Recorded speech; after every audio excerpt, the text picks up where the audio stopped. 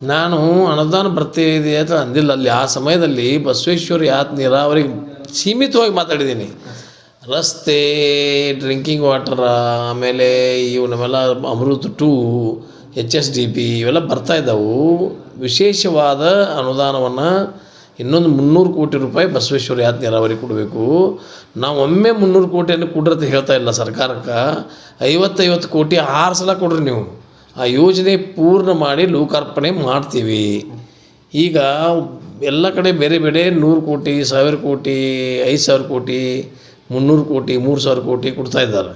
ನಮಗೊಂದು 50 ಕೋಟಿ ಈಗ ಕೊಡ್ರಿ, ಮುಂದೊಂದು 50 ಕೋಟಿ ಕೆಲಸ ಆದಂಗೆ ಕೊಡ್ರಿ.